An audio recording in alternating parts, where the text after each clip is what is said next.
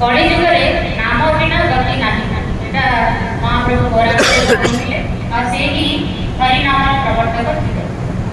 तो नामर महात्मा मु कहबी जे जो कहुए जे राम नाम जहाँ अच्छी से राम पाखे ना से श्री रामचंद्र जिते श्री हनुमान को देहरे हनुमान हनुमान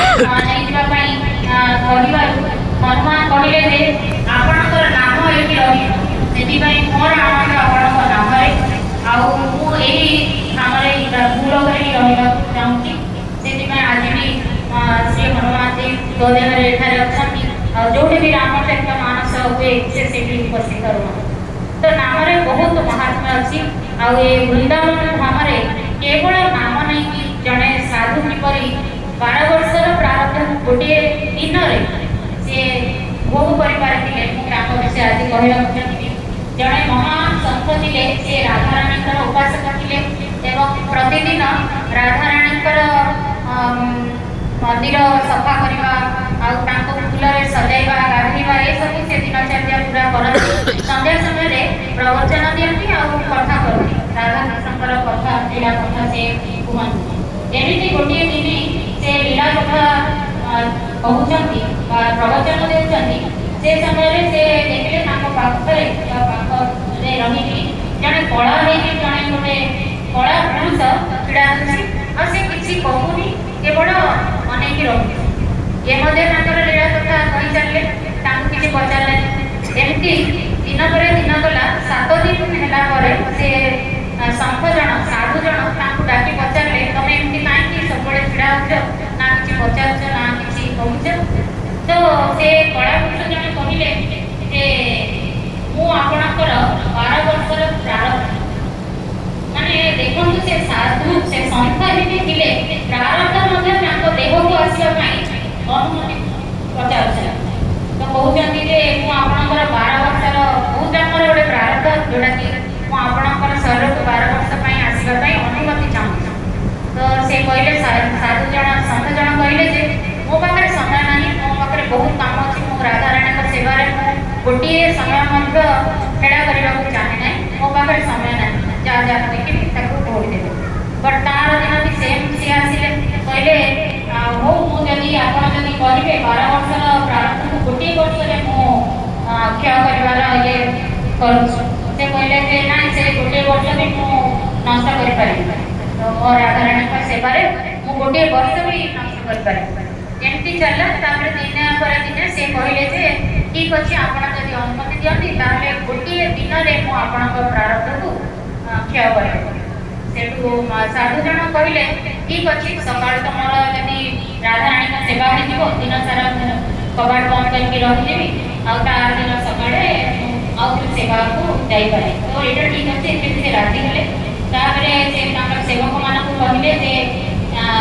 मुझे कबाट बंद करी प्रवेश कर राधाराणी सेवा करे भितर निजक बंद करदे प्रारंभ कहले देह को आसवाई पूर्व से नाम नेबार आरंभ कले ध्यान में बसिक केवल नाम ने ये 12 वर्षर प्रारब्ध गणित पृष्ठ सांगे सांगे देह को आसवा मात्रे से पूरा देह माने तरलित आरंभ है एत वेदना ये कबाट बंद करते कारण से कौन सेवा करती सेवक सेवा ना चाहिए कहीं चाहते कि प्रारब्ध से निजे ही भोग करे आमती से गोटे दिन में पूरा भोग कले आर दिन सेवक मैंने कबाट खोले देखिले महाराज बहुत असुस्थ अच्छा से सेवा पूजा कले जानिले से प्रारब्ध को से भोग कर तो प्रारब्ध को केवल नाम माध्यम आम भोग कर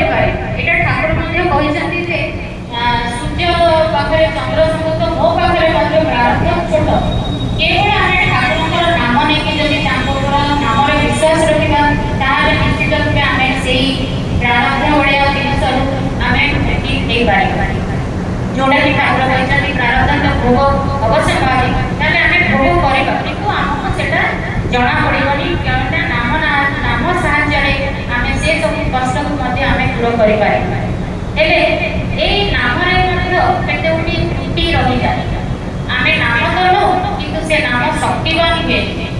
ହେଲେ ନାମରେ ମଧ୍ୟ ତ୍ରୁଟି ରୁହେ। ଯେମିତି ଆମର ଯଦି ଆମେ କୋଉ ଗୋଟେ ଜାଗାକୁ ପଠେଇବାକୁ ଚାହୁଁଛୁ କିଛି ସାମାନ, ଯଦି ଆଡ୍ରେସରେ କୌଣସି ବି ଜିନିଷ ଟିକେ ରଙ୍ଗ ହବ, ପିନକୋଡ୍ ରଙ୍ଗ ହବ, ତାହେଲେ ସେ ସାମାନ ଯିବନି।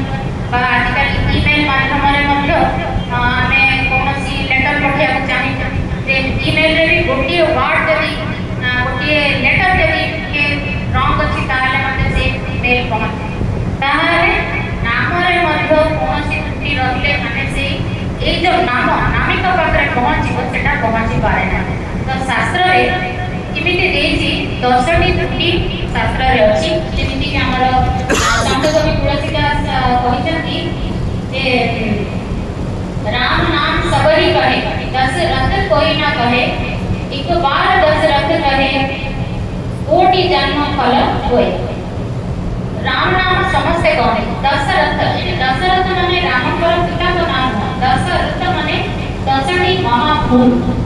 ଯଦି ତାପରେ ଏକ ବାର ଦଶରଥ କହେ ମାନେ ଗୋଟିଏ ଥର ବିନା ଏଇ 10ଟି ଭୁଲ ନ କରି ଯଦି ଗୋଟିଏ ଥର ନାମ ନିଆଯାଏ, ତାହେଲେ କୋଟି ଯଜ୍ଞର ଫଳ ମିଳେ। এটা ତୁଳସୀଦାସ କହିଛନ୍ତି। ସେମିତି ତାହେଲେ ଶାସ୍ତ୍ରରେ ଅଛି ଆମର ଏଇसे ତ ବହୁତ ଭୁଲ ହେଇପାରେ, କିନ୍ତୁ ଶାସ୍ତ୍ର ତାକୁ 10ଟିକୁ ଦିଆଯାଇଛି, ଯୋଉଟା କି ଆମେ ଯାହାକୁ ଆମେ ନାମ ନେଲା ବେଳେ ସବୁବେଳେ ଜ୍ଞାନ ରହିବା ଉଚିତ ଯେ ଏଇ 10ଟି ଭୁଲ ନ ହେବା ଉଚିତ। ନହେଲେ ନାମର ଯୋଉ ଆମର ସେ ଶକ୍ତିଟା ଆମର ହ୍ରାସ ପାଇଥାଏ। ପ୍ରଥମେ ହଉଛି ଯୋଉମାନେ ନାମରେ ଅବିଶ୍ୱାସ ରଖନ୍ତି, ସେମାନଙ୍କୁ ଆମେ ନାମର ମହାତ୍ମା କହିବା। ଏଇ ନାମର ମହାତ୍ମା ଯଦି ସେମାନଙ୍କୁ କହିବା, କହିଲା ପରେ ଆମେ ଭାବିବା ଯେ ସିଏ ଜଣେ ଭଲ ନାମୀ ହଉ ବା ଇଏ ହଉ, ଆମେ କ'ଣ ସବୁବେଳେ ନିଜକୁ ଠିକ କରିବା ପୂର୍ବରୁ ସବୁବେଳେ ଅନ୍ୟକୁ ଠିକ କରିବା ପାଇଁ ଆମେ ସଚେଷ୍ଟା କରୁ। ତ କିନ୍ତୁ ଏଇଥିରେ କୁହାଯାଇଛି ଯେ ଯଦି ନାମରେ ଯାହାର ବିଶ୍ୱାସ ନାହିଁ, ତାହେଲେ ତାକୁ ଯଦି ଆମେ ନାମର ବିଶ୍ୱାସ କରେଇକି ଆମେ ଯଦି ନାମ ନବା ବା ଆମେ ନାମକୁ ବାର ବାର ହେଇଥିବା, ତାହେଲେ ମଧ୍ୟ ନାମରେ କୌଣସି ଶକ୍ତି ଆସିନାହିଁ। ଦ୍ୱିତୀୟ ହେଉଛି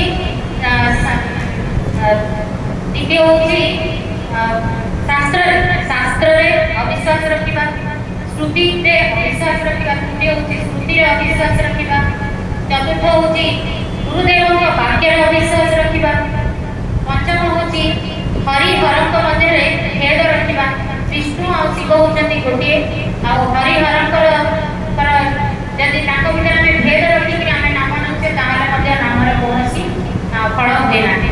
ଆଉ ଗୁରୁଙ୍କର ବାକ୍ୟକୁ ଯଦି ଆମେ ଅପମାନ କରୁଛେ, ପୁଣି ନାମ ନେଉଛେ, ତାହେଲେ ମଧ୍ୟ ସେ ନାମରେ କିଛି ଫଳ ହୁଏ ନାହିଁ। ତାପରେ ହେଉଛି ଆମେ ଯଦି କୌଣସି ତୀର୍ଥ ସ୍ଥାନକୁ ନାମଠୁ ଅଧିକ ଦେବା ବା ଅଧିକ ମହାତ୍ମା ଦେବା, ତାହେଲେ ମଧ୍ୟ ନାମରେ ଆମର କୌଣସି ନାମ ହିଁ ସବୁଠୁ କୌଣସି ତୀର୍ଥ ସ୍ଥାନରେ ମଧ୍ୟ ସେତେ ଶକ୍ତି ନାହିଁ ଯେତେବେଳେ ନାମରେ ଅଛି। ନାମ ହିଁ ମହାଯଜ୍ଞ କୁହାଯାଇଛି। ସେମିତି ଶାସ୍ତ୍ରରେ ବହୁତ କିଛି କୁହାଯାଇଛି ନ କରିବା ପାଇଁ।